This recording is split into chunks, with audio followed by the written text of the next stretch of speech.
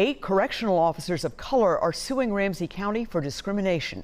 An attorney representing the officers says they were prohibited from entering or working on the floor where former MPD officer Derek Chauvin was being held. The attorney spoke about the lawsuit against the county this morning.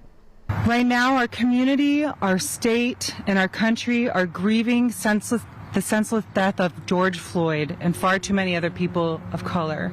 Many of us are using this moment to examine and take a closer look at racism and the small and large systemic injustices facing our neighbors of color. Unfortunately, we're here today to bring light to another example of prejudice and discrimination, this time in the workplace. On Friday, May 29th, 8 correctional officers of color went to work at Ramsey County Jail, which is right here behind me, expecting to do their jobs. However, they were prevented from doing so when former police officer Derek Chauvin arrived at the jail that afternoon. Upon his arrival, Superintendent Leiden ordered that all the correctional officers of color were to be prohibited from guarding Chauvin or going anywhere on the 5th floor where he was to be held. This decision was made solely because of the color of the officer's skin. We're here today because 8 individuals who were impacted by this decision were brave enough to come forward. It was not easy, and it still isn't easy. Out of fear of retaliation, they've made the difficult decision to remain anonymous today. They're fearful of losing their jobs and livelihood and putting their families at risk. My clients are kind, fiercely loyal, passionate people who care deeply about each other and about their job. And the deliberate discriminatory treatment they received from Ramsey County on May 29th has left them feeling broken.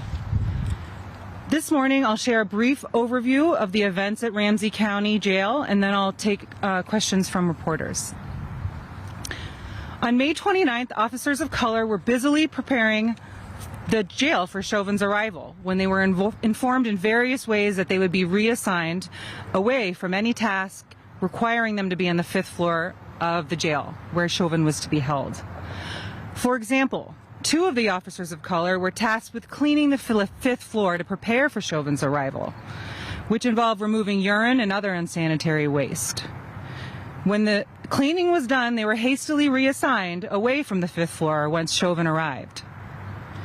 One acting sergeant was stopped in the middle of booking Chauvin by the superintendent himself, who told the sergeant he did not want the sergeant transporting Chauvin to his unit. One acting sergeant was stopped, several correctional officers of color were interrupted in the middle of responding to an emergency call and informed that they would not be permitted to complete the emergency procedure because it involved taking the inmate to the 5th floor. Another officer realized something was wrong because he was in the control room and noticed on the jail's cameras that all of the correctional officers of color were on the 3rd floor. These officers initially thought the interruption to their schedules was odd, but later learned it was no coincidence. Superintendent Leiden had issued an order prohibiting all employees of color from working on the 5th floor. At least one officer of color was also reassigned away from the 5th floor for her weekend shift on May 31st. I want to note that this was not a split-second decision, as the sheriff's office seems to be saying at this point. Superintendent Leiden shared his idea of segregating officers with one of his sergeants prior to issuing it.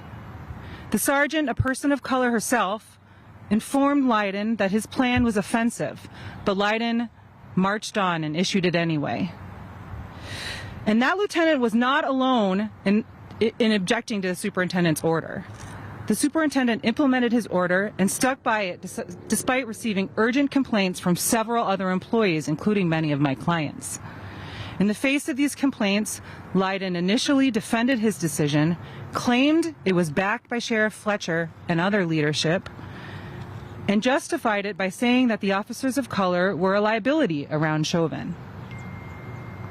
After some time, Superintendent Leiden finally backed down and claimed he had decided to change the order, but at that point the damage had been done. Shifts had already been reassigned, and the blatant discrimination had broken the trust and the bonds between the jail staff and the supervisors. Some officers of color were so upset they went home, concerned emotions would endanger their fellow officers and inmates. The employees affected by the order were hurt and upset that the jail leadership did not trust them because of their skin color. These employees are highly trained professionals whose job it is to keep each other safe, the inmates safe, and the jail safe. That trust is critical to maintaining safety in that dangerous and intense jail environment.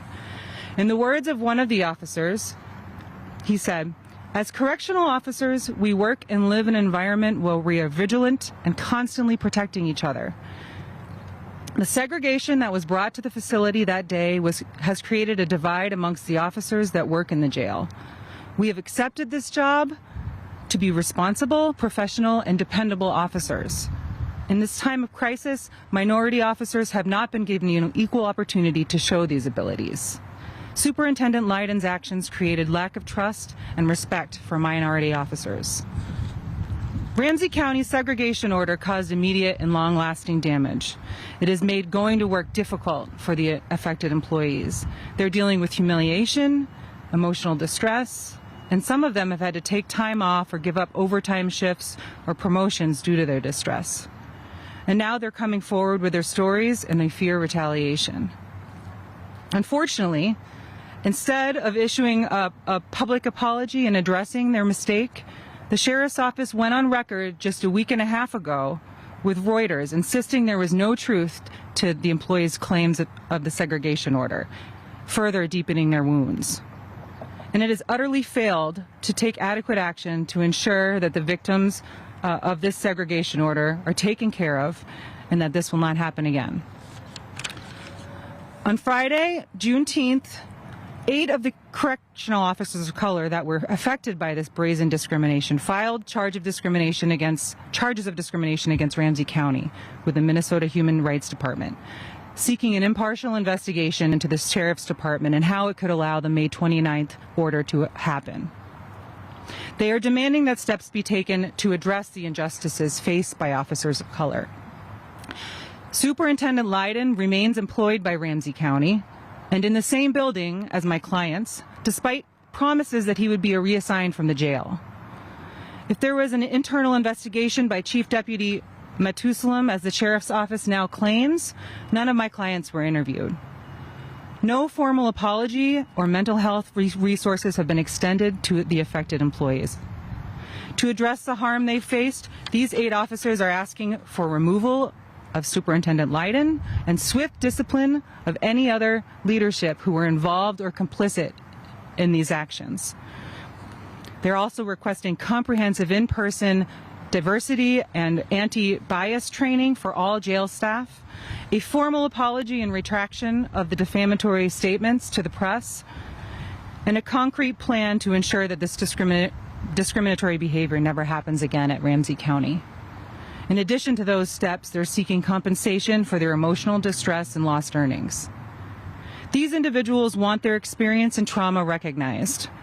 They want their credibility restored, and they want justice served.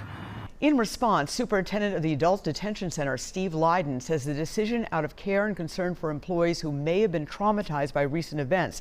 He says he changed that order within 45 minutes of making it.